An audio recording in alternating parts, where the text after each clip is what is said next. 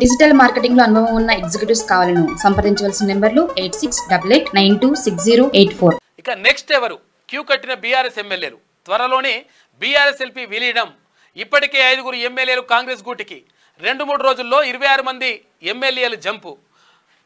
నమ్మినోళ్లే ముందు దూకుతుండ్రు, అడ్డం పడినా ఆగట్లే. కాగ చూపిన దారిలోనే కాంగ్రెస్ పార్టీకి మారేందుకు కేసీఆర్ అహంకారపూరిత ధోరణే కారణమని చెప్పేసి ఒక ప్రత్యేక కథనం వేసింది శనార్థి తెలంగాణ దినపత్రిక. నెక్స్ట్ ఎవరిగా ఎందుకంటే సీనియర్ లీడర్లు అంతా వచ్చేసారు. యాక్చువల్గా పోచారం శ్రీనివాస్ రెడ్డి అంటే కేసీఆర్కి అత్యంత సన్నిహితుడుగా ఉన్నాడు ఆయన వచ్చేసిండు. తర్వాత కేకే గారు వచ్చేసిండ్రు. తర్వాత ఇక్కడ ఉన్నటువంటి చాలామంది అంటే దానం నాగేందర్ వచ్చేసిండ్రు. ఇట్లా అందరూ కూడా జంప్ అవుతున్నటువంటి నేపథ్యంలో మరి ఎట్లా పరిస్థితి ఏంది అని చెప్పేసి అనుకుంటున్నారంట బీఆర్ఎస్లో. ఈ బీఆర్ఎస్లో ఎవరు ఉండే పరిస్థితి లేదు. మొత్తం పార్టీగా కాంగ్రెస్ పార్టీలో విలీనమయ్యే అవకాశం ఉందంట.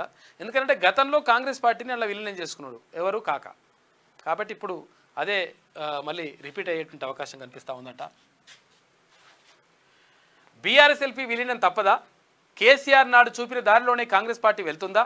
త్వరలోనే కారు పార్టీ ఖాళీ అవ్వడం ఖాయమేనా అంటే తెలంగాణలో రాజకీయ పరిస్థితులు చూస్తే అవుననే సమాధానం వినిపిస్తుంది.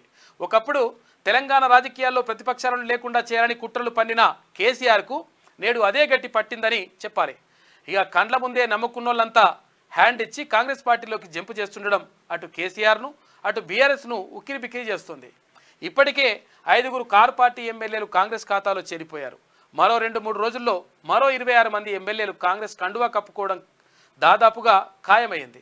దీంతో తెలంగాణ శాసనసభలో బీఆర్ఎస్ ఎల్పీ విలీనం కానుంది. అయితే వరుసగా పోచారం శ్రీనివాస్ రెడ్డి, సంజయ్ కుమార్లు కాంగ్రెస్ కండువా కప్పుకోవడంతో నెక్స్ట్ ఎవరనే చర్చ పెద్ద ఎత్తున సాగుతుంది.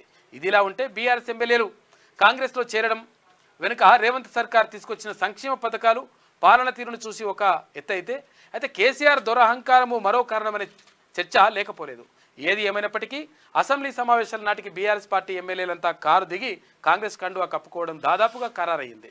ఇక మరోవైపు తెలంగాణ అసెంబ్లీ ఎన్నికల్లో కాంగ్రెస్ పార్టీ 64 సీట్లు, బీఆర్ఎస్ 39 సీట్లు గెలుచుకుంది. అయితే భద్రాచలం ఎమ్మెల్యే తెల్లం వెంకట్రావు కారు దిగి మొదటగా కాంగ్రెస్లో చేరారు. ఆ తర్వాత దానం నాగేందర్, కడియం శ్రీహరి, తాజాగా పోచారం శ్రీనివాస్ రెడ్డి, జగిత్యాల ఎమ్మెల్యే సంజయ్ కుమార్ కాంగ్రెస్ పార్టీ కండువా కప్పుకున్నారు. దీనికి తోడు కంటోన్మెంట్ ఉప ఎన్నికల్లో కాంగ్రెస్ పార్టీ అభ్యర్థి గెలవడంతో అక్కడ కూడా ఆ ఎమ్మెల్యే సీటు కూడా ఇక్కడికి కాంగ్రెస్ పార్టీలోకి వచ్చేసింది.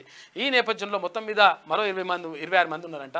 ఇక వాళ్ళందరూ వచ్చేస్తే కథం అయిపోతుంది. ఏది బీఆర్ఎస్ పని గోవిందా గోవిందగా. డిజిటల్ మార్కెటింగ్ లో అనుభవం ఉన్న ఎగ్జిక్యూటివ్స్ కావాలను సంప్రదించవలసిన నెంబర్లు 8688926084.